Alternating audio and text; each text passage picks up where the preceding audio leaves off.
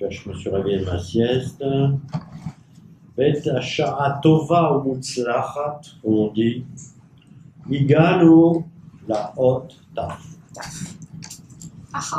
Sha'a Tova ou Mutzlachat, Mazet. Maman. Oui. J'ai dit. Attends, soyons clairs. Quand on ne comprend pas, on lève le doigt. Besha'a Tova ou Mutzlachat, total. Iganu la Hot. 7 heures. À la bonne heure. C'est une bonne heure. En 7 heures, bonne et réussie.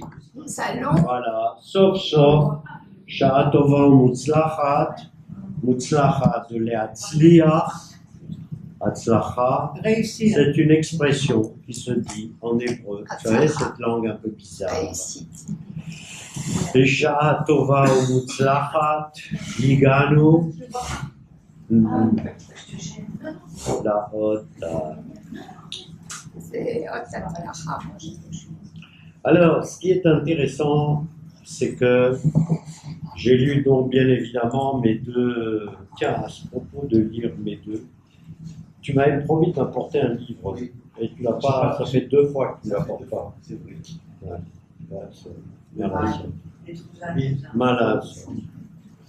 J'ai lu donc les 2 ouvrages à ma disposition, qui sont donc l'alphabet sacré de Stendhal et Heisenberg et ce livre, Tzofen, de Vladimir Cohen. Et c'est très étonnant de voir ce qui branche chacun des auteurs. On va parler quand même à un moment ou à un autre de ce qui branche Heisenberg et Stendhal, qui ont une approche différente de celle de Rav Zamir Cohen. Alors, pour le Rav Zamir Cohen, la Hot Taf, il a un mot qu'il a traduit principalement, c'est la Hot Tachlit. Tachlit. Tu mieux dit, mais c'est Tachlit. Décision. Ma? Décision. Décider. Non. Décider. Tachlit, c'est le but. C'est la finalité. Tachlit Achaim, on dit par exemple. La finalité de la vie. D'accord? Donc là, pour lui, et je pense qu'il a raison, surtout d'après le développement qu'il va en faire, c'est que la Hot Taf, c'est la lettre de la finalité. Ça s'explique un peu dans la mesure où c'est la dernière. Donc, c'est la lettre de la finalité. Qu'est-ce qu'il veut dire par là? Il veut dire que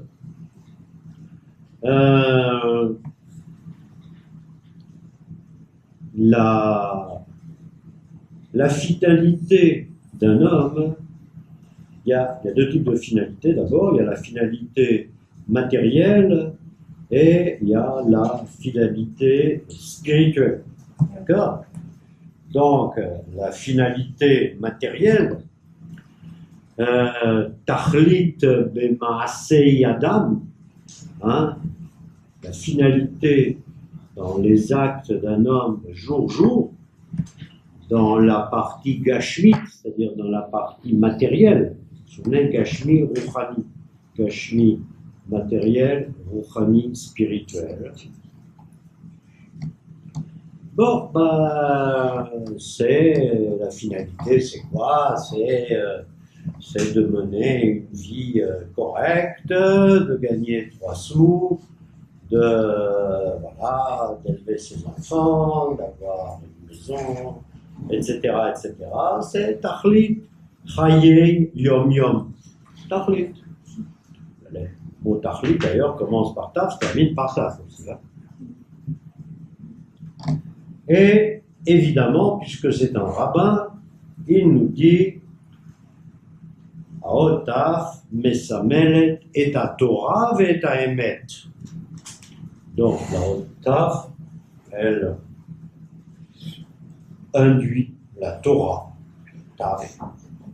Et la vérité, Emet, qui se termine par Taf. Torah commence par Taf, Emet se termine par Taf.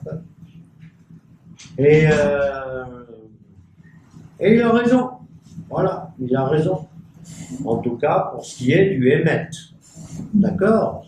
De la vérité. C'est-à-dire que la finalité d'un homme, c'est quand même de se diriger vers la vérité. De ne pas vivre dans un monde de mensonges. Dans un monde de sheker, comme on l'a vu dans la lettre précédente, Shin, Shek. Ok. Alors, là, il fait un drache qui est très intéressant, et il dit, vous allez répondre, quelle est la première lettre de la Torah qui commence par Taf? Al-Tohubu. Ah, qu'il est fort, lui. Voilà, on dirait qu'il a étudié la Torah toute sa vie. Non, mais Alors que, bon, voilà. Donc, il est venu comme ça. Aspiration. voilà. Hubert a une part de névoie, de prophétie. Non, de chance. Non, de prophétie. Oh, pas de chance, ça. Prophétie. C'est-à-dire les choses lui viennent comme ça, là. Vous savez pourquoi les choses lui viennent? Moi, je sais pourquoi. Parce qu'il n'a pas de frein. Il n'y a pas de... Frein. Ah, il n'y a pas de... Ah non. Il n'y a pas de frein. Ça vient comme ça. Voilà, naturellement. Vous tous qui avez beaucoup étudié la Torah, mais oui, enfin je crois, hein, non? Hein? Vous êtes, comment dirais-je, vous êtes Encadré. encadré, vous connaissez tellement de choses, que, voilà, c'est difficile. Alors, maintenant, la lettre Tov. Le mot Tov, bravo. Quand on dit Tov, ça vous ne trouverez pas. Tov, c'est du verbe Toé. Toé, dites haute. Toé, c'est quoi, hein? C'est un homme qui doute, qui se trompe. D'accord? Qui doute, qui se trompe. Donc un homme qui se trompe, qui doute, par définition, il est à la recherche de la vérité. D'accord? Donc ça signifie que lorsqu'Hachem a créé le monde, il a créé un monde de taux. Voilà, de... Pardon? Plus fort. Ça veut dire que lui doutait? Non. Ah non, le monde. Non, Dieu, il ne doute pas, lui. J'ai pas compris, c'est pour ça que je trouve la Tôt, il a créé un monde fait de doute. Eh oui. Où l'homme a besoin de trouver son chemin. D'accord? L'homme a besoin de faire son chemin, de trouver son chemin. D'accord? Et il a besoin de se diriger à travers les doutes, les incertitudes, les machins, etc. Ouais, le monde qu'on a à nous, hein, tout est doute. Hein. Il a besoin de se diriger vers le Hémet. D'accord? Mais le monde qu'il a devant lui, c'est le monde de je sais pas. Voilà, je sais pas. Est-ce que je mangeais le fruit de cet arbre, le fruit de cet arbre, le fruit de tel arbre? Est-ce que ma femme est une sadéquette ou une autre chose? Voilà, je sais pas. Hein? Voilà.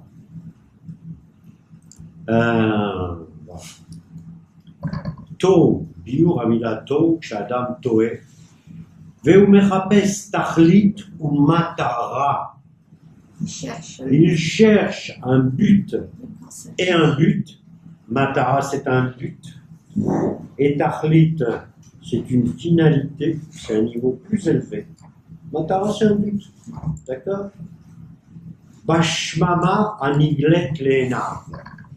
très joli, il écrit très très bien ce Rav Cohen là. Shmama, en hébreu on dit la... en français on dit Shmama, c'est une terre non cultivée, Shmama, non cultivée, faite de ronces, de pierres, aride, voilà, une terre, il n'y a rien quoi, hein, Shmama. Shmama. Shmama, dans cette terre aride qui se dévoile devant ses yeux. D'accord? Il cherche Tachlit ou Matara. D'accord? Vous connaissez maintenant ces deux mots. Tachlit, Matara.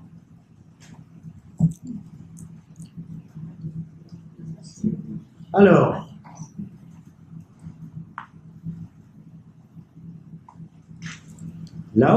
la lettre Taf, quand on la regarde comme ça, là, on s'imagine dans la tête, elle est écrite comme la lettre Chet. Et en bas de cette lettre Chet, il y a une blita, quelque chose qui ressort, et qui ressort vers la gauche, comme une petite flèche. D'accord? Donc en fait, vers la gauche, vers la continuité. Donc en fait, c'est la lettre de la vie, mais c'est une vie qui a un petit signe et qui continue. Donc c'est une vie qui continue. C'est la vie qui continue. Ah ouais, elle continue la vie. Hein? Alors, un rabbin, il nous dit, c'est normal. Après la création. Elle continue vers un monde qui est meilleur. Les chaye olam abba. D'accord? Elle continue vers autre chose. Donc lui, il dit, elle continue au-delà des lettres. Au-delà des lettres. Mi vers la otiyot. Les chaye olam abba. On pourrait dire aussi que elle continue vers la lettre Aleph. Parce qu'en fait, pourquoi imaginer que les lettres seraient à la queue leu? Hein? À la queue leu, c'est une impression de nos sens abusés. À la queue leu. D'accord? Peut-être qu'on écrivait jadis sur un cylindre. Et certainement qu'on écrivait sur un cylindre. Parce que, ou quelque chose de circulaire, hein, parce qu'on sait très bien que les premiers écrits, les tout premiers écrits étaient circulaires. D'accord? Par exemple, il y avait d'abord la Torah, la façon dont elle est écrite, et ben, par définition, tu ne vas pas prendre un Sefer Torah et le dérouler comme ça, là. Parce que si tu le déroules, tu vas arriver jusqu'à Barnéa. D'accord? Or, Sefer Torah, voilà, c'est un espace. Pour que l'espace soit, hein, il faut l'enrouler. Une des premières découvertes qui ont été faites à Qumran, c'était un cylindre en je sais pas quoi, en métal. Comment on l'appelle? Un cylindre en métal, ça me dit quelque chose? En cuivre. Un cylindre en cuivre où était écrit, je ne sais pas quoi. Voilà. Mais voilà, tout était écrit comme ça. Donc, cette impression que tout est continu, non. En particulier chez nous. Chez les Juifs, tout est circulaire. Hein, la vie, elle va, elle revient, etc., etc. Même quand on dit Olam Haba et Triyat Ametim, c'est jamais que, donc la résurrection des morts, c'est jamais que pour revenir. Hein, d'accord? Donc, oui, mon chéri. La Torah, elle était écrite sans espace, tout était à la suite. Ah bon? Il n'y avait pas d'espace entre les mots. Ah bon? Ah, ça, Parce que j'ai étudié. tu l'as étudié?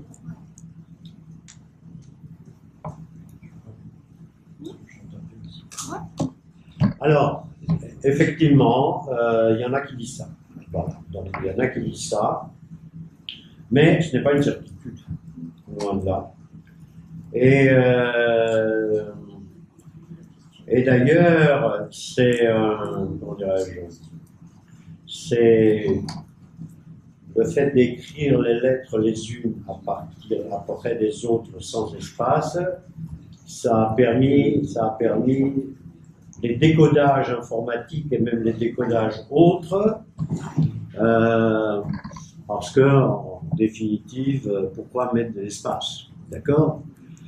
Mais enfin, nous nous attacherons à la Torah qui a sens, puisque un espace a un sens. D'accord? Bien. Ok?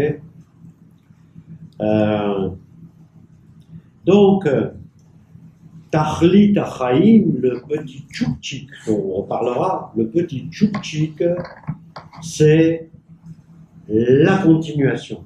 Et c'est le Tachlit, c'est la finalité, d'accord? C'est la finalité quelque part. C'est un signe. C'est un signe. Ok? Et c'est pour ça qu'il faut être très précautionneux, que de ne pas penser que quelqu'un qui est arrivé quelque part, et quelque part dans un quelque part où il n'est pas content, hein, c'est-à-dire quelque part, Tachlit, voilà, il a fait le tour, il est arrivé quelque part. Il se dit, oi, je suis arrivé quelque part, c'est fini. Hein, la lettre Taf, c'est la fin. Comment je vais faire pour me sortir de ce quelque part, de ce point final, finalité. Hein, je suis arrivé en bout de course, ou je suis arrivé au 36e dessous. Hein, il y en a qui disent ça comme ça, 36e dessous. Je sais pas d'où ça vient ça, mais 36e dessous. Il a fini sa vie, etc., plus rien, etc.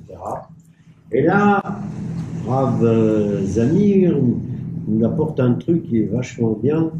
Il nous dit, voilà, essayez de penser à une graine. D'accord? Une graine. Une graine, en définitive, qu'est-ce que tu fais? Tu prends la graine, tu l'enfonces dans la terre. Tu l'enfonces dans la terre, c'est fini, il n'y a plus de graine. Mais on sait très bien que cette graine, elle va fleurir et qu'elle a une finalité. Sa finalité n'est pas d'être enterrée dans la terre. Sa finalité, c'est de donner de l'herbe, un arbre, beau, grand, ou petit et maigre, mais en tout cas de donner quelque chose. Hein? Des tomates, des concombres, des choses comme ça, d'accord? Donc, la finalité, on ne sait jamais où est le terme, on ne sait jamais la finalité, on ne sait pas où est la finalité, d'accord? En fait, c'est ça le truc, hein? C'est ça l'idée, hein? D'accord? Et de la même façon, comme nous dit le Navi, le prophète, non pas Hubert, mais le prophète Ézéchiel, hein, le prophète Ézéchiel, dans sa description un peu terrible des Atsamot Yeveshot, vous avez entendu parler de ça, Atsamot Yeveshot, des eaux desséchées, d'accord? Eh bien, il nous dit, les eaux desséchées, eh bien, ils vont renaître, d'accord? Ah oui. Comme une graine. Ouais. Voilà. Voilà. Alors, la lettre Tav, d'accord? Alors, il faut bien faire attention de ne jamais dire Taf. Moi, j'ai entendu plein de fois des gens qui disent Taf. Là, on la rend. Tav, c'est Tav, Vav. Il y a un Vav, d'accord? Or, que signifie Tav? le mot en hébreu, tav. Mazet tav. J'ai utilisé ce mot peut-être une 50aine de fois dans mes cours. Mazet tav. En hébreu, tavim. Tavim. Des notes. Alors, il y a les notes, effectivement, les notes de musique. Exact. Mais tav, plus généralement, ce sont des signes. Des signes. Tav.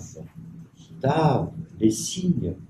Car, par exemple, quand je vous dis sur une lettre, il y a des tavim. Ah oui, Hein? La lettre tav, d'ailleurs, sur la partie de gauche, elle a 3 tavim.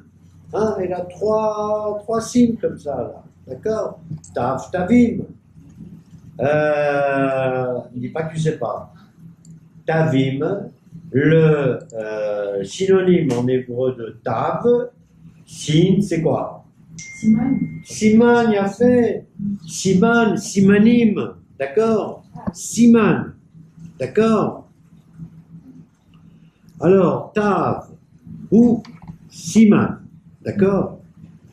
Et il est normal que la lettre tav ait un siman, puisqu'elle a ce fameux tchoukchik en bas qui permet de la différencier de la lettre chet. La lettre tav a un siman. Et c'est pour ça qu'elle s'appelle tav, parce qu'en soi, elle est un siman. Elle est un signe. D'accord? Elle est un signe parce qu'avec ce signe, on arrive au tachlit. C'est-à-dire, c'est un signe qui t'indique la finalité. Pas beau ça, comme démonstration? Ça t'indique la finalité. Les chaye olam haba, ou les tachlit achayim, etc., etc. Alors, Rav Zamir nous dit Sod hatzlachat Adam achai ba'olam, le secret du succès, de la réussite d'un homme qui vit dans le monde, il est dans Hatzavat Ya'ad Vetachlit. Ya'ad. Ya'ad, c'est aussi un but. Sauf que c'est un but, en général, quand on dit Ya'ad, Yud, Ain, Daled, c'est un but en termes plutôt géographiques. D'accord? On l'utilise surtout sur le plan de la direction. D'accord? Donc, on a dit que il y a Tachlit, il y a Matara. Matara, par exemple, c'est comme tirer à la cible. Oh, je vise la cible. Target. Hein, en anglais. Target. D'accord? Et Yad, c'est je me fixe une direction cardinale dans la vie. Donc, Tachlit, Yad, et מה אמרתי עוד? מטרה. ישר לא. C'est pas mal, hein? Souviens-toi de ces trois-là, c'est bien, tu auras déjà une bonne note. Voilà.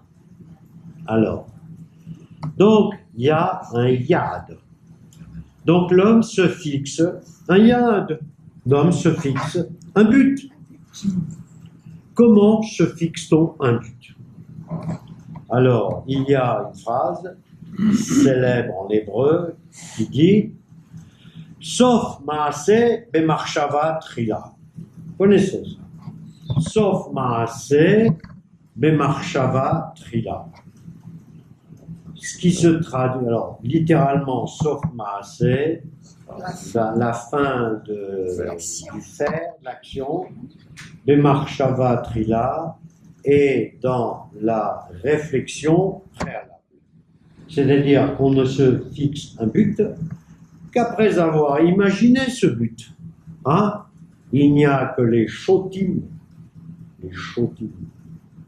Le chotim, ça veut dire les imbéciles.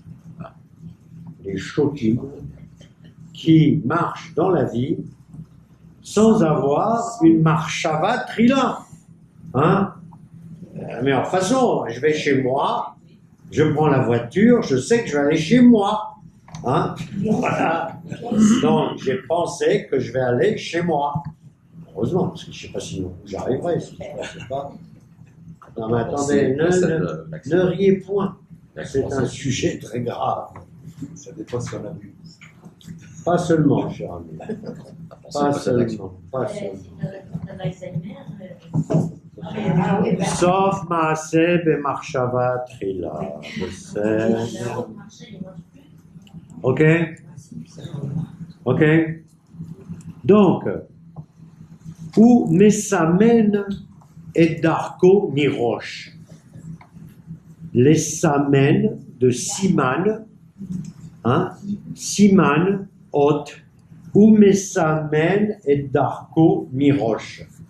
Il se fixe, il se donne un siman, un signe dans la tête avant d'entreprendre quelque chose. D'accord? Les samen et darko mirosh. D'accord? C'est bon. Alors,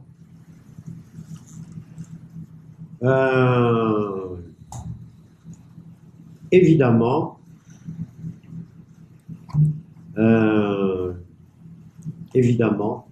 la plupart des hommes, quand ils s'amènent leur Darkam Miroche, c'est souvent en termes financiers.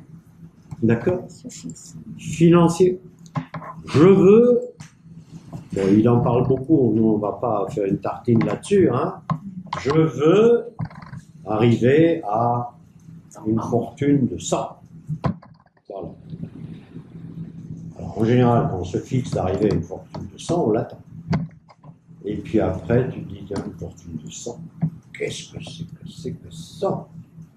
Ils me font moins de 200. Et vous avez compris le truc, 200, 400, nanana. Et qui dit qu'il va arriver à une vraie matara? Ou plutôt, on sait d'avance qu'un homme qui fixe sa vie en fonction des biens matériels, qu'il se fixe, on sait très bien qu'il n'atteindra jamais. Il manquera toujours quelque chose, quoi. Hein. Voilà, il manquera toujours le multiple de ce qu'il a obtenu. D'accord? Alors, donc,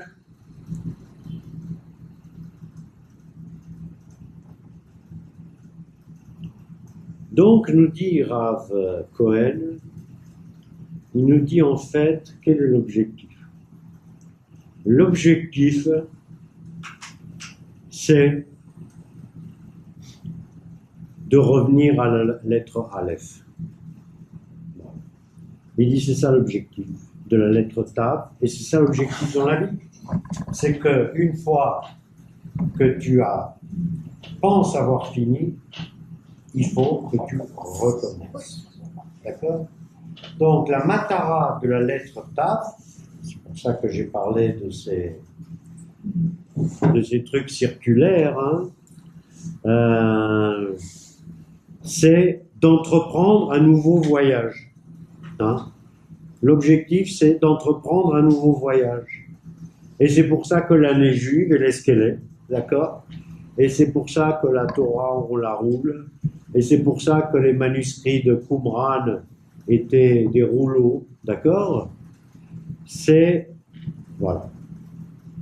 Et là, il y a aussi une très belle phrase qui est citée dans le Sefer HaYetzira, dont je vous ai parlé souvent, dont je ne vous en parlerai plus, et qui dit Naout Sofo Bitrilato, c'est-à-dire la finalité de la fin est dans le commencement. Ok? c'est la chouv la olam begilgul chadash. Revenir au monde, dans le monde, avec un nouveau gilgul. D'accord? Un nouveau gilgul. Alors, comment on dit gilgul en français? Un nouveau tour de vie. Non, non, gilgul, en hébreu, ceux qui ont étudié les choses secrètes, c'est la réincarnation. D'accord. Mais nous, la réincarnation, on l'appelle Gilgul. Et Gilgul, ça vient de Galgal, de la roue. Donc, nous, notre vie, c'est une roue. D'accord? C'est une roue qui tourne, on arrive à Taf, on refait Aleph. Peut-être c'est pour ça que je n'ai pas fait la lettre Aleph pour commencer. Hein, peut-être, hein? Ah, c'est pour qu'on y aille. On l'a Ouais, fait. hein. C'est pour y aller. On l'a fait la première fois, mais tu avais dit qu'on ne pouvait pas en parler. Non, On l'a jamais on ne fait. l'a jamais Jamais. fait. Tu n'étais pas encore là. Je dis, oh là là, j'ai dit, nous ne commencerons pas ce cours par la lettre Aleph. C'est trop Pour dur. des, et j'ai apporté à ce moment-là de mauvaises raisons. C'est trop dur, etc. C'était trop dur, machin, etc. Une mauvaise raison. Pourquoi? Parce que j'ai dû avoir aussi une sensation qui est que il fallait terminer par la lettre Aleph pour que vous-même vous puissiez ensuite embrayer vers la lettre B, même Dalet, etc. Hein? Donc j'ai eu une espèce de sensation. J'ai eu une espèce de névoie, Du flair. flair, Et on recommencera de, pas le cours. Hein. de prophétie. Non, je commencerai pas le. Voilà. Ok? Naout sofo betrilato. Bon, ça, c'est pas la peine de retenir. D'accord? Alors, dans un midrash très fameux qui s'appelle le Otiot de Rabbi Akiva, ça s'appelle. Bon. C'est un midrash qui s'appelle Les Lettres selon Rabbi Akiva. Et il nous dit, dans ce midrash, Rabbi Akiva ou je ne sais trop qui, il dit en fait, quand on prononce la lettre Tav, il faut l'écrire d'abord non pas Taf Vav, mais Taf Aleph Yud Vav. Pourquoi? Qu'est-ce que ça veut dire Taf Aleph Yud Vav? Taf Aleph Yud Vav, c'est un... Ma? Caillou. Ça fait tailler. Voilà. Taf Aleph Yud Vav, c'est la shon Ta'ava. Ta'ava. T'es mieux dit, mais c'est Ta'ava. Évidemment que vous savez. Ah, vas-y. C'est un mot que vous utilisez tous les jours et que vous souhaitez à vos voisins. Mauvaise voix. Quand vous dites Bétéava. Hein? Et c'est pour ça que les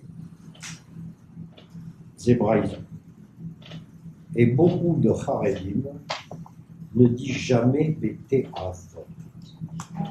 Pourquoi ils ne disent pas Bété Avon? Parce qu'ils reviennent à la définition de Ta'ava. Et Ta'ava, par exemple, en termes de bouffe, ça se traduit par gloutonnerie.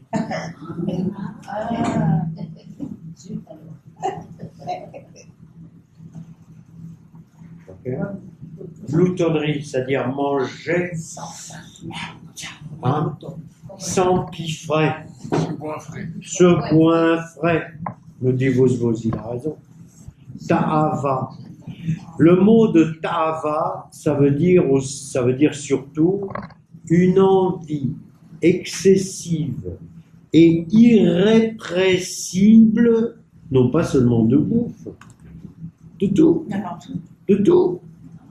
On dit par exemple ta'avat mammon, l'envie irrépressible de l'argent. Vous savez qu'en hébreu, l'argent, ça s'appelle mammon. Vous saviez ça?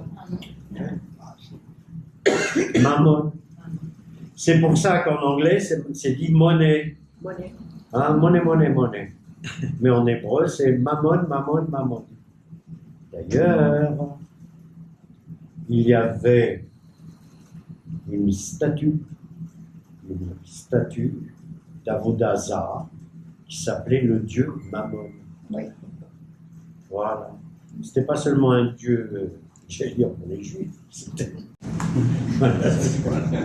Bien que les juifs l'aient adopté, il y en a qui l'ont adopté. Hein. Voilà.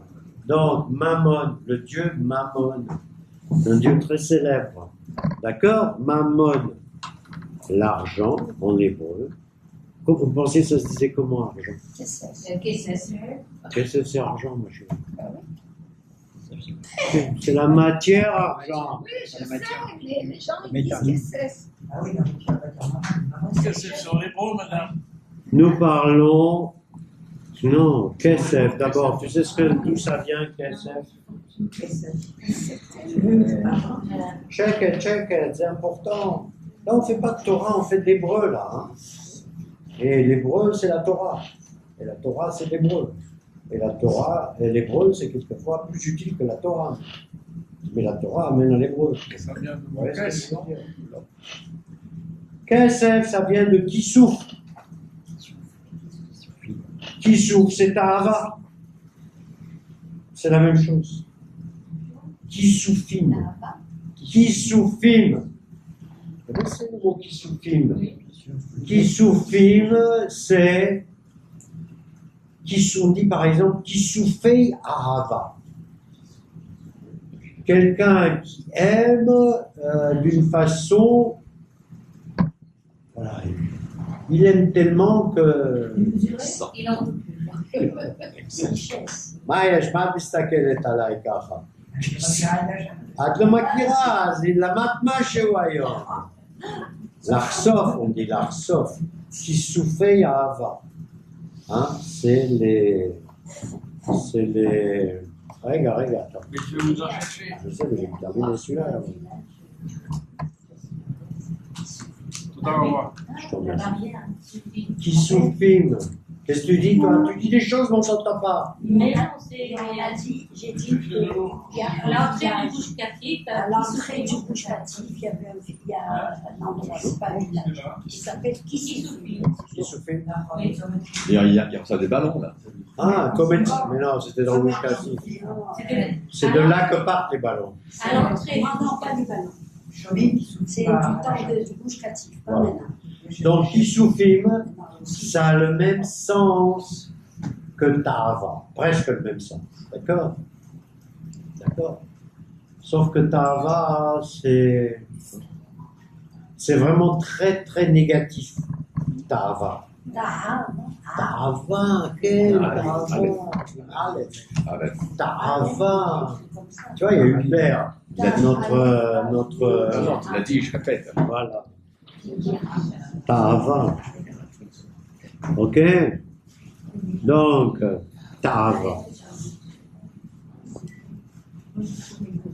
Alors, pourquoi dans le Midrash de Rabbi Akiva, il dit, voilà, Tav, Lachon Tahava. C'est ça qu'il veut dire. Il dit, parce que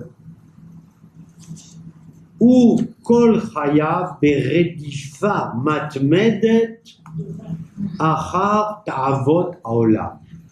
Parce que toute sa vie, il est dans une course effrénée devant après plutôt, les tentations du monde. Voilà. Un homme est toujours dans une course effrénée derrière les ta'avot. Ta'avot, c'est les tentations. En hébreu, tentation, ta'ava, ta'avot. Et il passe sa vie, donc c'est un peu ce qu'on avait dit avant, pour avoir ça, et ça, et ça, et ça, et ça. Et c'est pour ça que le roi Shlomo a dit sa phrase célèbre, Vegam hanefesh lo timale. Vegam hanefesh lo timale. Il peut être après toutes les ta'avot de ce monde, mais son âme ne sera jamais rassasiée. C'est, voilà. Et c'est pour ça que il vaut mieux dire à quelqu'un qui va manger une grosse côtelette, il vaut mieux lui dire, non pas bétéavot, lui dire l'echaï. Hein, je vous ai appris quelque chose. Toi, je ne te l'ai pas appris, je pense. Chana. Toi, tu savais qu'on disait l'echaï, mais pas bétéavot? Non, tu ne savais pas. Parle-en à Moshe, tu verras. On ne dira plus alors. Je pense que tu dis. Ben non, on peut le dire. L'important. Je crois que c'était que pour boire un verre de vin. L'alcool. Mais là, il faudra le dire tout le temps. Je comprends pas. On ne dit pas les chaïm sur un verre de cola. Donc Voilà. je pensais qu'on disait ça que pour le vin ou l'alcool. C'est-à-dire, ce qu'il faut. Comprenez, on dit ce qu'on veut. Hein? D'abord, on dit ce qu'on veut. Mais, tant qu'à faire, Faut le dire. ce qu'on dit, Du sens. sauf Maasé, sauf Dibour, mais Marshava Trila. Il faut penser à ce qu'on dit. D'accord? Et si je vois un mec qui a pris un Papa Burger, vous savez, 600 grammes d'hamburger, si je lui dis t'es à vol, je lui dis explose-toi de bouffe. Explose-toi, c'est ça que je lui dis. D'accord? Vous comprenez? Ouais. Et t'es à vol. Ta'ava. Ta'avot à Olam. D'accord? Donc, et il dit, il n'est pas possible de ne se fixer, c'est-à-dire que celui qui se fixe des objectifs chomrim, c'est-à-dire matériels, quelle que soit la matière, hein. Par exemple, on est tous des grands, là. Vous voyez, on va parler de choses Entre adultes. entre adultes. Quand nos cousins ils disent, par exemple, il y a 72 vierges qui m'attendent de parler. Alors, tu as envie de lui dire, t'es à vol. Ah oui, oui, expose-toi. Ah oui, d'accord. À ta santé, mon pote, hein. Ça, c'est 72 vierges. 72. En plus, tu aurais pris 72 femmes expérimentées, machin. 72 vierges. C'est la Vous 72e. voyez ce que je veux dire? C'est de la tarava, ça. Oui. C'est de la tarava de sexe. D'accord? Il faut être débile, quoi. Hein, pour espérer, à la fin de sa vie, avoir, son seul but de sa vie, c'est d'acquérir 72 vierges. C'est des malades. Et c'est d'être plus heureux. Ah, c'est pas la fin de leur vie. C'est Quoi? Ils sont plus heureux avec 70 vierges. Ben, c'est son objectif. Tahlit Haïm. Tahlit Hayav, c'est je me fais sauter. Voilà, c'est ça. Et je me fais sauter, c'est-à-dire je mets fin à la vie, Chaim, et mon tachlit, c'est d'arriver là-haut où m'attendront. Ah, viens ici, Mohamed. Voilà, on est là pour toi, 72. Je trouve que. L'éternité, c'est mon souffle vert. Voilà. Alors, donc, Jardin. voilà. C'est personne. Donc, mais d'une façon plus profonde, de ce que nous dit dans le Midrash Rabbi Akiva, c'est que, en fait, la tachlit de l'homme, l'objectif de l'individu, c'est de remplir un manque. C'est de remplir un manque. Un homme naît et il sent très bien qu'il lui manque des choses. D'accord? C'est il y a une trouchat rekanout. On a toujours, à un moment ou à un autre, ce qu'on appelle une trouchat rekanout. Trouchat, c'est sensation. Rekanout, ça vient de rek, vide. Une sensation de vide. D'accord? On vit avec une sensation de vide. Et quelque part, le Tachlit HaChaim, c'est de combler cette sensation de vide. D'accord? Alors, comment peut-on faire pour remplir cette sensation de vide? C'est-à-dire de ne plus se sentir vide. Et dans Otiot de Rabbi Akiva, dans ce Midrash, évidemment, il nous apporte la réponse. La réponse, elle est, vous la connaissez, c'est se remplir de Torah, de mitzvot, de Maasim Tovim, de Derech Eretz, etc. Il est évident que quelqu'un qui étudie, qui fait des mitzvot, qui fait des bonnes choses, quoi, qui fait, voilà, qui, alors, il est clair qu'il a souvent envie d'en faire plus, mais il n'est pas vide. Un homme comme ça n'est pas vide. Il y a une sensation, peut-être pas de plein, mais d'un certain bien-être. D'accord? D'un certain bien-être. Ça, c'est la réponse d'un rabbin. D'accord? De Rav Zamir Cohen.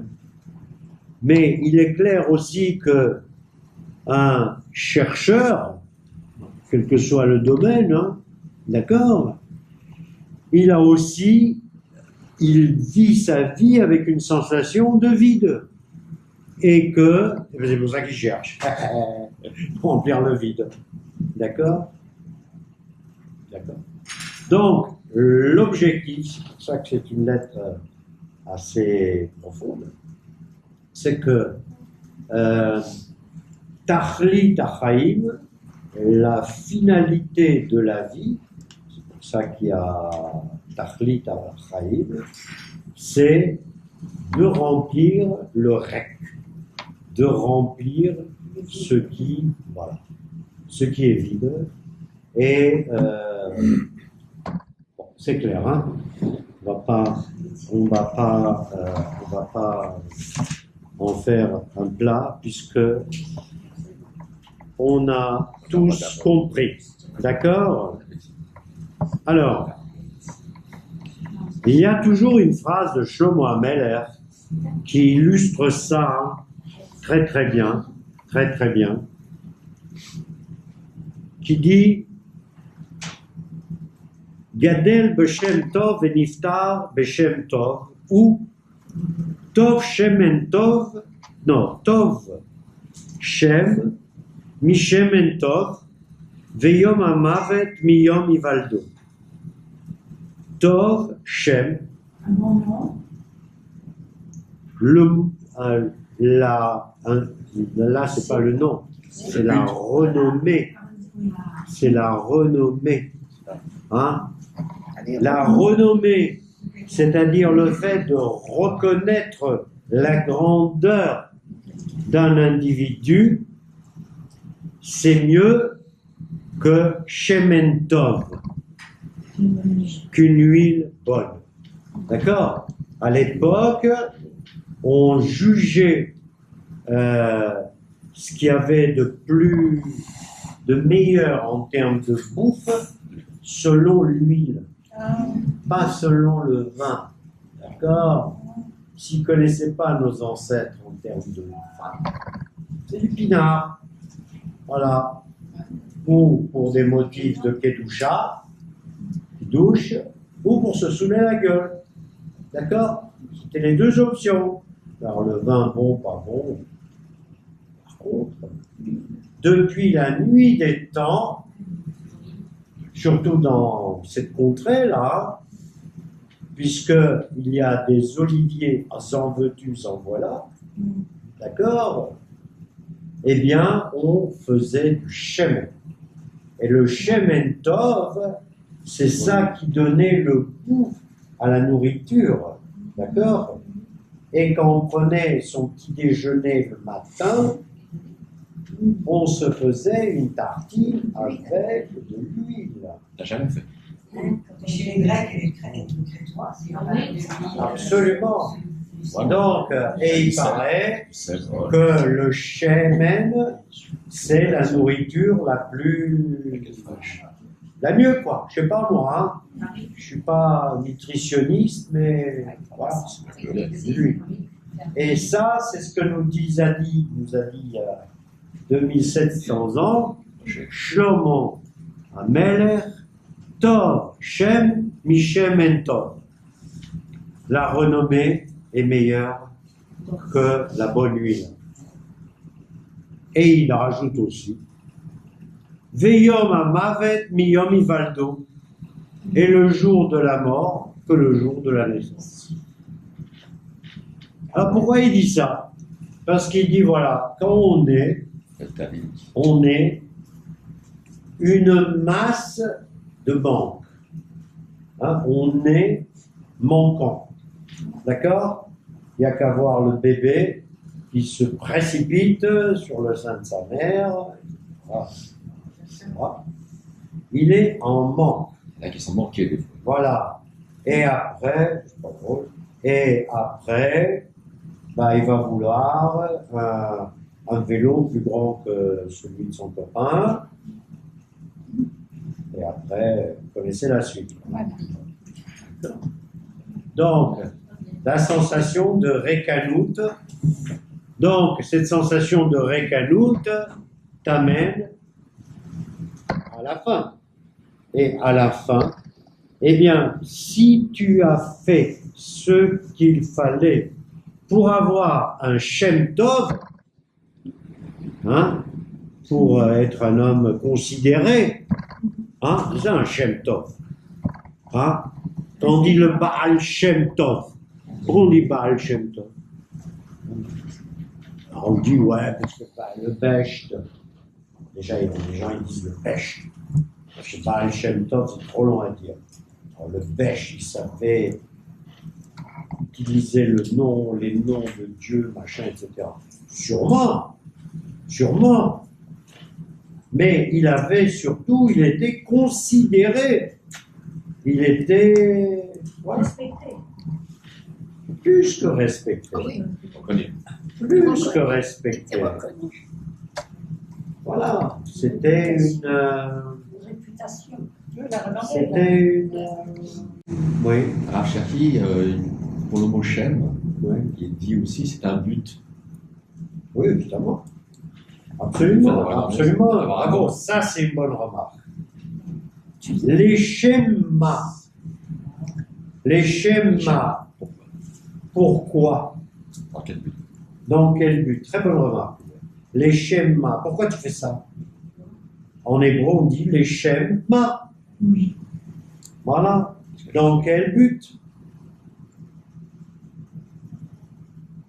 Et là, le but, on emploie le mot Shem. On emploie le mot Shem.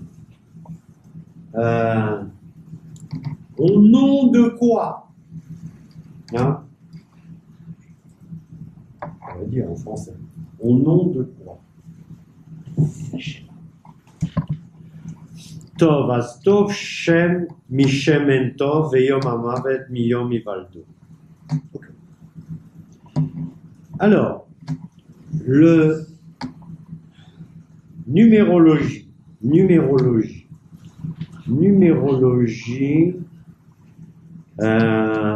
4, voilà, Arba Meot.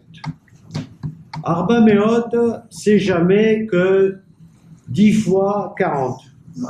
D'accord?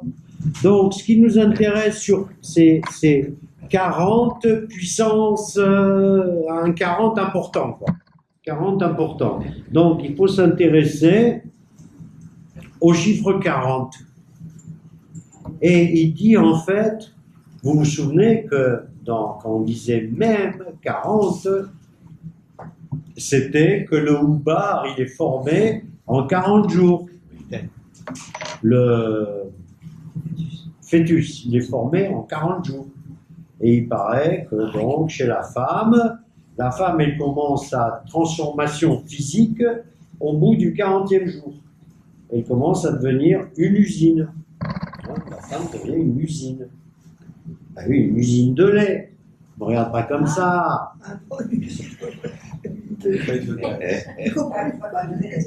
Voilà, pas que de lait. Une usine hormonale. Hein, une usine hormonale. D'accord? Avant 40, normal. Après, bon. Donc, et en fait, pourquoi on cite ce titre 40? Parce que chez nous, au 40e jour, il se passe quelque chose. D'accord? Il faut avoir passé 40 jours pour que le 40e, il se passe quelque chose. Moshe, il a été 40 jours sur le mont Sinaï. Au 39e jour, il ne s'est rien passé. Ils ont commencé déjà à réfléchir comment ils vont fabriquer un feu d'or. D'accord? Et ils l'ont fabriqué aussi. 40 jours. 40 ans dans le désert. 39 ans, il ne s'est rien passé, etc. 40 etc. 40 jours de déluge. Le déluge, 40 jours. 39e, il ne s'est rien passé. Voilà. Il a fallu 40 pour ensevelir tous les méchants. Les Méraglim, ça c'est une chose qu'on oublie souvent. Les explorateurs qu'on a envoyés en terre d'Israël, ils l'ont exploré 40 jours. Ils ont eu besoin de 40 jours pour en faire le tour. D'accord? C'est pour ça qu'on les appelle les touristes. Ah oui? La tour est à Haaretz. On les a envoyés, la tour est à Haaretz. On les a pas envoyés, je ne dis pas ça comme ça en l'air, hein. On les a pas envoyés les raguels, espionner. C'est dans la Torah, c'est marqué, la tour où est à Haaretz. La tour opérateur, tourisme. C'est quoi la tour? La tour, c'est explorer. Explorer. Aller explorer la terre pendant 40 jours. Et le mot pour explorer, c'est tour. La tour. Et c'est pour ça, ben oui, ils nous ont pris ça aussi. Eh oui, normal. Ok? Donc, au 40e jour, on arrive au Tachlit, à la fin. D'accord? Donc, on ne pouvait pas utiliser le mot Tachlit avec le même, hein, parce qu'il y avait des tas de choses d'autres à dire sur le même. Mais là, c'est 40, 10, 400, c'est le même abouti. D'accord? Avec le Tachlit. D'accord? Et le Tachlit final, c'est l'Iskot Teolam Haba. C'est d'avoir le mérite d'avoir droit au monde qui vient. Voilà.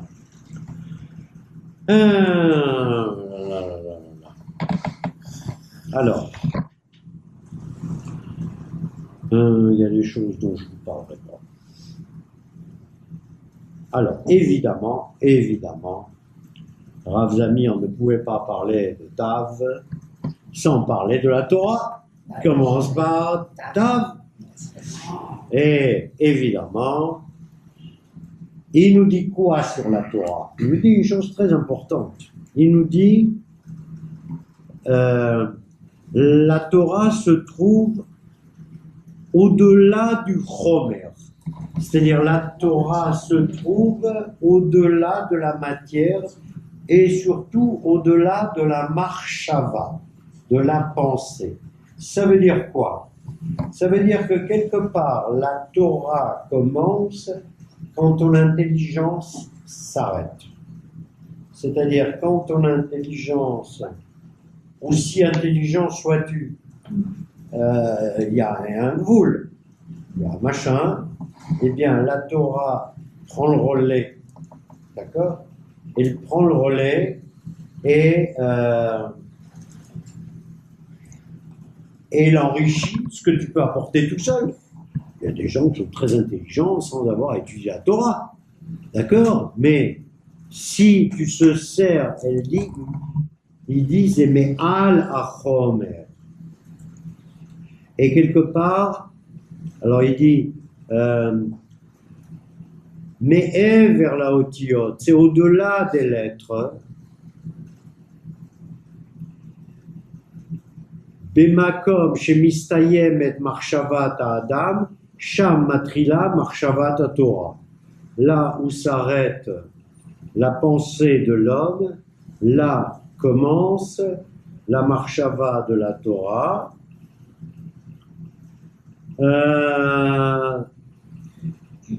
Amuka mikol chokhma enoshit, qui est plus profonde que toute intelligence humaine. Alors il y a une phrase qui dit Aruka mi eretz mida ou rechava mini yam. Donc elle est plus longue que la terre et elle est plus large que la mer. On va faire ça comme ça. Plus large que la terre et plus quoi? Plus large que la mer.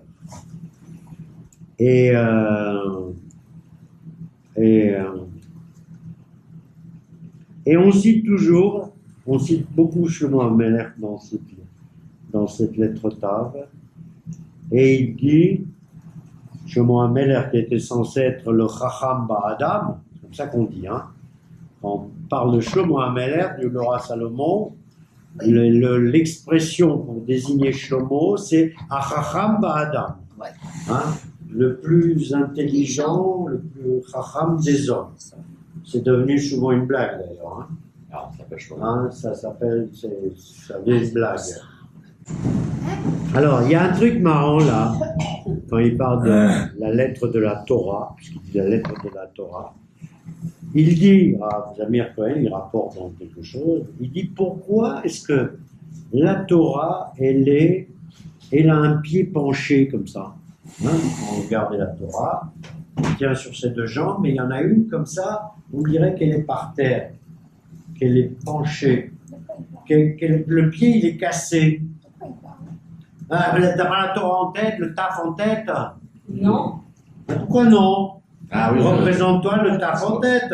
Eh ben, j'ai pas de travers. Mais si, il a un pied qui pend. Ouais. La fameuse signe. Le taf. Tu parles du Voilà. Oui, Ah, oui, d'accord. Il y a Allah. Parce qu'il est prêt à partir. Alors, il nous apporte une réponse. Prêt à partir. Et il nous dit pourquoi. Il dit voilà, parce que dans le temps, quand on étudie la Torah, on n'avait pas le cul posé sur une chaise. Parce qu'il n'y avait pas de chaise. On marchait. On était par terre, Assis par terre. assis par terre, avec les pieds devant, ou alors les pieds en lotus, ou comme vous voulez, quoi. Et dans l'imaginaire populaire juif,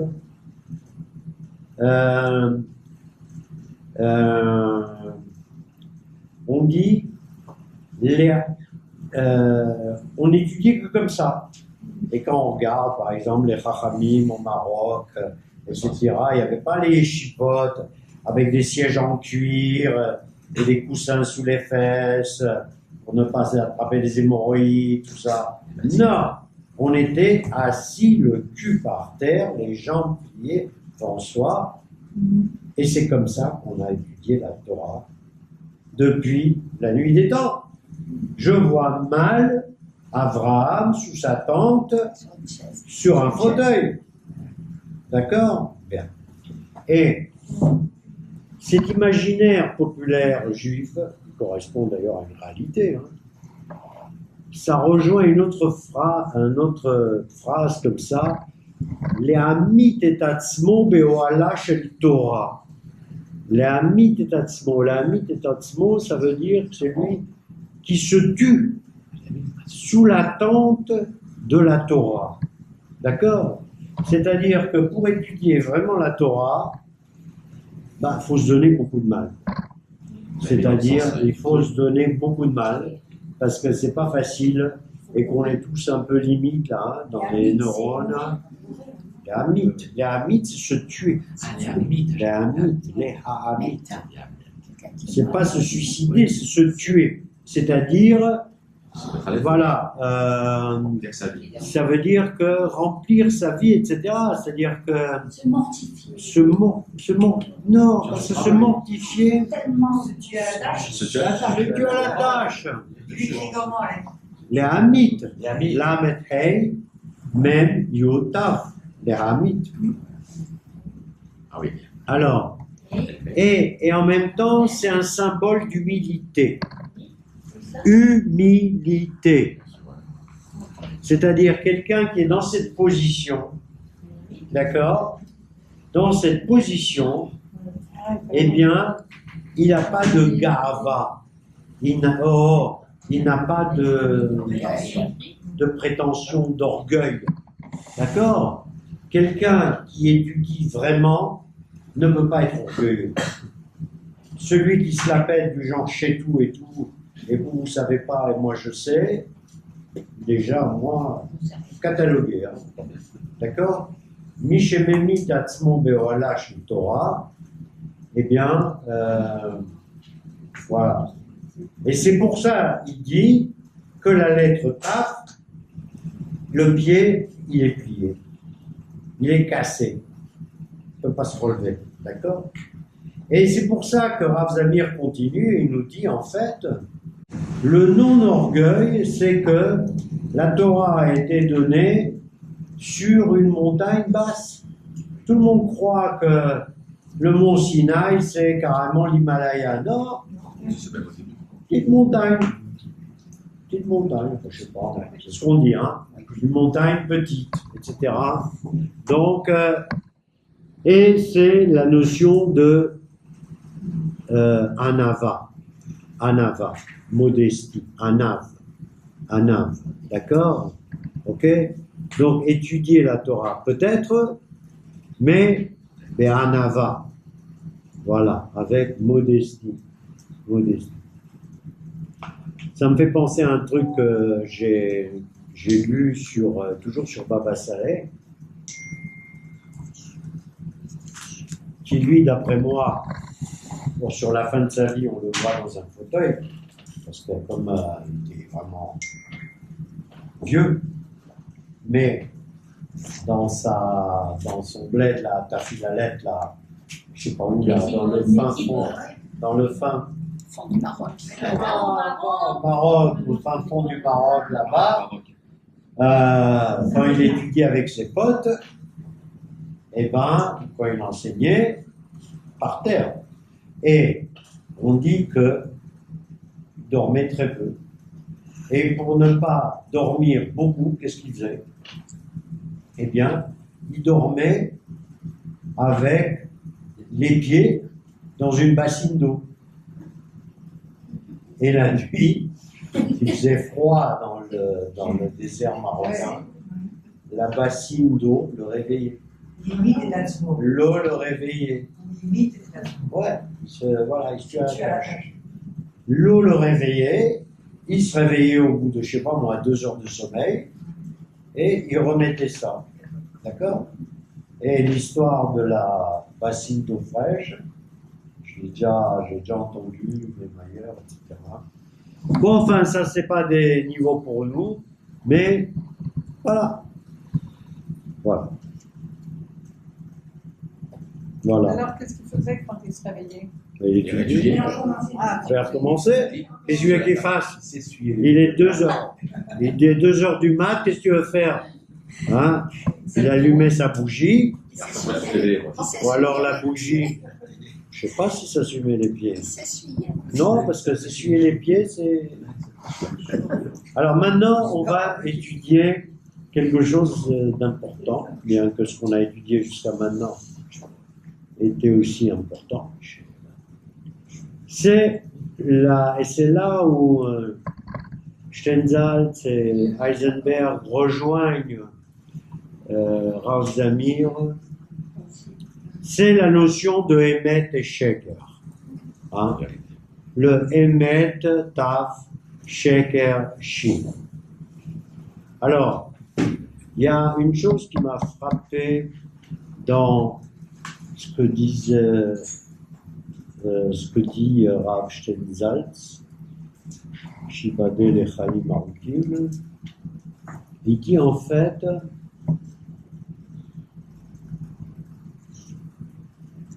on ne vit que dans un monde de sheker. On ne vit que dans un monde de sheker. Tout est sheker, ou presque. J'ai pas dit fake. Fake. J'ai pas dit fake, ni fake, ni rien. J'ai parlé de sheker. Sheker. Alors, d'ailleurs, fake, ça veut pas dire sheker. Fake, ça, Ah oui, c'est C'est faux. c'est faux, oui. D'accord? Et faux, c'est pas mensonge. Donc, un monde de sheker. Et il dit voilà, tout est sheker. La littérature, c'est du sheker. La poésie, c'est du sheker. Le cinéma, c'est du sheker. Tout est sheker. Ce qu'on se dit entre nous, bon, c'est une façon d'englober une réalité par des propos de sheker. On ne vit que dans un monde de sheker. Par contre, le sheker n'est pas négatif. Le mensonge n'est pas négatif. Le mensonge, c'est Rav Steinsaltz qui dit ça, le mensonge, il dit c'est un embellissement de la réalité. D'accord? Le mensonge, c'est un embellissement d'une réalité qui en soi n'est pas émette, mais qui est belle. Je vous donne un exemple précis. On a été avec Madame mon épouse voir une exposition que je vous recommande à Césarée. À Césarée, il y a ce qu'on appelle le musée Dali, Musée Réi. ou Réi, ou le musée Réi, ou le musée financé par Le Canadien. Recanati, Henry Recanati, un milliardaire sud-américain juif qui a fait beaucoup pour l'art et pour Israël. C'est un musée qui est, on l'appelle musée Dali. Non, Parce- Réi. On l'appelle le musée Réi. Réli, mais quand on dit musée Dali. Si tu veux. Pourquoi musée Dali? Parce qu'il y a dans ce musée pas tellement de peintures, mais surtout des sculptures de Dali. Des sculptures de Dali qui sont waouh, waouh, qui sont à la limite plus belles que ces peintures. Figueras. En plus, c'est un musée gratos. Vous imaginez? Il y en a Le- quatre dans le monde. 4 dans le monde, dont un à Césarée.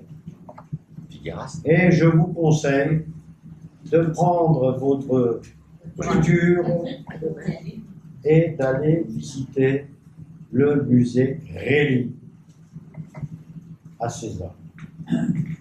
Et là, il y a surtout des peintres sud-américains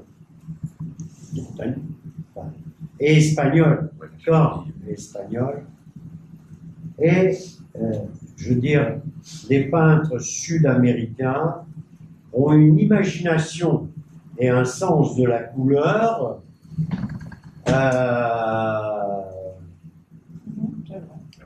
c'est quelque chose, quoi. Hein, Catherine, tu sais ça. Bon. Mexicain, pardon. C'est, waouh, ça explose. Mais tout est mensonge finalement. Mais tout est embellissement de la réalité. D'accord?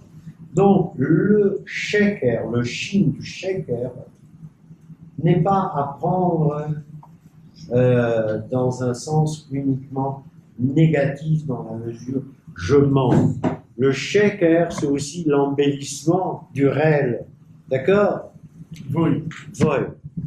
Et alors, nous dit Rav Steinsaltz, qui est avant tout, entre autres, un physicien et un scientifique, il dit, mais alors qu'est-ce qui est émettre? Qu'est-ce qui est Emet? Qu'est-ce qui est Emet? Et il apporte une réponse qui est un peu dure, hein, mais qui est dure mais juste. Il dit en fait, ce qui est Emet, ce sont les lois de la physique. Ce sont les lois du monde. D'accord? Ça, c'est Emet. Mais c'est la gravitation, ce que vous voulez. Et en fait, ce sont les lois que Hachem a mis en place à la création. Mais ces lois de la physique, c'est un émet squelettique. On ne peut pas vivre avec ça. Hein? Moi, je ne veux pas vivre avec le monde de la gravitation. Je me flingue. Hein? Tu tombes pas. Tu ne tombes pas. Je tombe pas. Avec la gravitation. Ah bon, Je c'est parce tombe que c'est pas, mais naturel. enfin, C'est naturel. bon, mais je préfère voilà, vivre dans un monde C'est déjà de la gravitation. Et donc, c'est une façon intelligente de dire non, ne considérez pas que forcément le Emet c'est bien que le Sheker est mal. Hein? C'est ça la grande leçon de Stenzheil et d'Eisenberg. D'accord? Alors, revenons à Rav Zamir. Il dit en fait Shin, Sheker, Tav, Emet, mais en fait, Shtem le Maaseh Davar Echad En. Les deux, Sheker et Emet, sont destinés à une chose, qui est Torah à Emet. La Torah de vérité, Shei Tachlit Achaim, qui est la finalité du monde, puisque il appelle ça Sefer Adrachato Shel Aboré. C'est le livre de guide, Adracha, c'est le guide du Créateur. Hein? Donc il dit, c'est lui qui dit, Emet Amuchlet Tayechida, c'est la vérité absolue unique. Moi je vais traduire. Be'od she'asechel ha'eloshi, alors que l'intelligence humaine est capable d'engendrer des pensées mensongères et inexactes, etc., tout en pensant que c'est une date émette. D'accord? Vous avez compris à peu près ce que je vous ai dit là? Ça veut dire que il dit en fait ce qu'on avait dit avant, il dit en fait la pensée humaine engendre ce qu'elle engendre, mais elle ne peut pas avoir la prétention d'engendrer la vérité. D'accord? Et il dit, il n'y a que la Torah qui est en mesure d'engendrer la vérité. Et il essaye de le prouver. Et il dit, comment je vais le prouver? Et il dit, voilà, les lettres, les Sophé Aminim, les trois premières lettres de la Torah, c'est Bereshit bara Elohim. Ok? Bereshit bara Elohim. Metashamayim Menina. Bereshit bara Elohim. Tu prends les Sophé Tevot, c'est-à-dire les dernières lettres de Bereshit bara Elohim, Bereshit Tav, bara Aleph, Elohim Mem. Tu les mets ensemble, ça te donne Emet. Tu prends les lettres, toujours, mais c'est plus loin, quand il a terminé le processus de Bria, Asher bara Elohim la'asot. Hein? C'est aussi dans la Torah, Asher bara Elohim la'asot. bara, aleph, mem, Elohim, mem, la asot, taf. Encore une fois, et met. D'accord? Cette fois-ci dans l'ordre. D'accord? Et met. Besséder. Alors, on n'a pas vraiment, comment dirais-je, besoin de cette démonstration. Hein, si on est quelqu'un de ma'amin, de croyant. D'accord? Mais, voilà, Rav Zamir Cohen l'apporte. D'accord? Voilà. Et nous allons terminer ça par deux mots qui vont vous apporter un peu plus de vocabulaire. C'est toujours qui commence par la lettre Taf, c'est le mot Tam. Tam. Le goût. Tam. Tam. C'est terminé. D'accord? Tam, c'est terminé. Tam venishlam, on dit. Tam venishlam.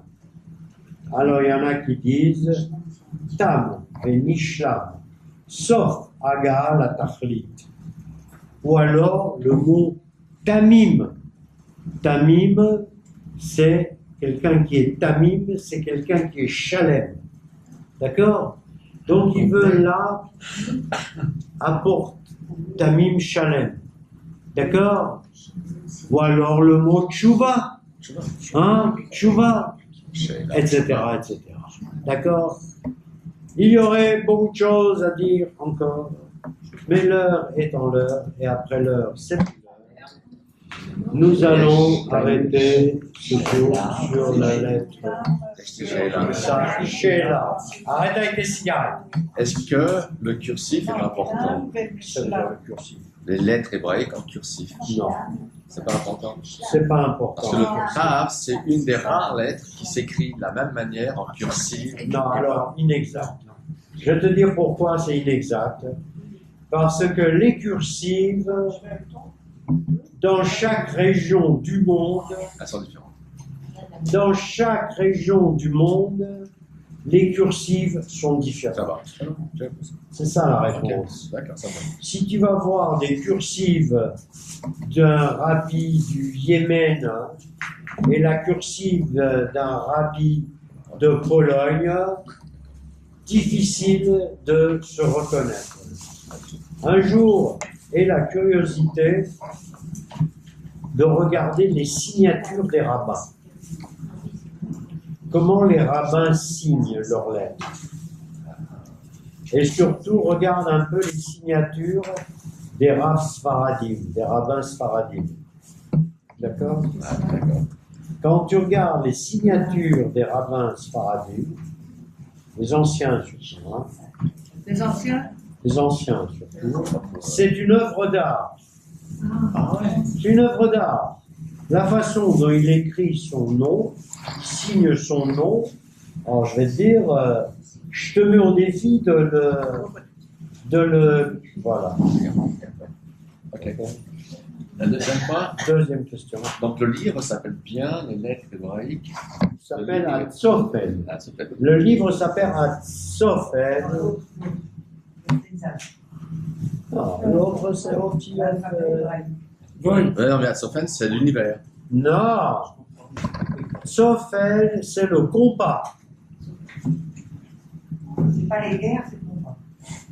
Sofen, c'est le compas. Ah, le compas. Oui, le comprend. Oui, je crois que c'était le. Ah, bah ça va. Sofen, c'est les mystères. D'accord? Ouais, d'accord. Sofen, c'est ce qui est caché. Voilà. Parce que, D'accord? moi, j'avais pensé que Sofen, le petit Tav, non. Tav, c'était pour aller sur un autre. Sofen, c'est le... Ouais, j'ai pas fini, oh. C'est pas le cas. Sofen, c'est des... Oh. C'est pas grave. C'était grave. Ah, il n'a pas fini? Allez, vas-y, va fumer. Mais on m'a dit que t'as pas eu. Non. C'est là. C'est pas grave, c'est pas grave. Ah non, c'est. Sophène, c'est décryptage. D'accord? D'accord? Sophène da Vinci. Ok, ça va. D'accord? Ça veut dire ça. Le code, le Da Vinci Code, Ok, c'est Sophène. c'est Sophène da Vinci. Ok. Ce que nous avons fait jusqu'à maintenant, pendant ces nombreuses semaines, qui, je l'espère, nous conduiront Recha Tova Mutzlachat à la lettre Aleph, eh bien, nous n'avons fait que du décryptage. C'est ça que nous avons fait. Je suis d'accord. Parce que moi, ce que je voulais dire, c'est que d'après tout ce qu'on a fait, on finit par le Tav, et tu nous dis que le Tav nous dit qu'il y a quelque chose. Donc, c'est vrai, on l'a traduit par le Aleph, mais ça peut aussi peut-être, je Non, sais pas. on n'a pas traduit par le Aleph. Une des explications possibles, c'est qu'après le Tav, tu recommences. Tu recommences. C'est ça. Mais il y en a plein d'autres. Mais ça peut être Le aussi. Tav, c'est surtout le Siman. Tav, c'est Siman. Tavim, c'est Simanim. C'est des signes. D'accord, je comprends. Mais je pensais que c'était aussi, ça pouvait nous ramener peut-être à un Aleph, mais pas de ce monde. Oui, puisque je te parlais d'Olam. Je t'ai parlé du Olam Haba. Hubert, je t'ai parlé du Olam Haba. Le monde à venir. Donc le Tav, il t'envoie vers, vers le monde à venir. Il t'envoie aussi vers la mort. Faut pas se tromper, hein. Ça, j'ai Parce compris. que Emet, tu enlèves le Aleph, Bien sûr. il reste le mort, hein. Bien sûr. D'accord? Oui, Je oui. vais penser à une question que j'avais dans la tête depuis Vas-y. longtemps par rapport à la forme de la lettre, justement. Qui est comme ça, tournée vers le bas. Oui. Et donc ça me dérange ça, quelque part. Parce que le bas, c'est quoi? Le bas, ça rejoint justement Tu veux monter le son là? Oui, mort, mais c'est quand la très terre. bas. Quand très bas. Tourner vers le bas. Tu as pas l'idée de la forme des lettres auparavant, soit qui vont vers le haut. soit Le vers le cèdre, bas. mais quand tu prends la lettre Chet, Oui. elle est aussi tombée vers le bas. Or, c'est la lettre de la vie. Chet, c'est Chaim. Or, là, je t'ai donné l'exemple de la graine qu'on met en terre et qui germe. Ça fait qu'il y a toujours un côté négatif. Non, il ne faut pas voir ça comme Les ça. lettres, non? Non, non, c'est marrant. non, Ça non, peut non. manier vers la mort aussi. Non. La mort, c'est pas négatif. D'abord, quand tu mets le Chet vers la terre, tu la mets pas vers la Moi, mort. si tu prends ça vraiment, Très vrai. C'est marrant parce Quand que. tu mets le Chet, Alors, regarde, c'est comment là. Un Chet, par définition, les lettres sont suspendues. Voilà. Quand Hachem a donné à Moshe Rabbeinu les livres de la loi, d'accord? Il a donné à Mashiach.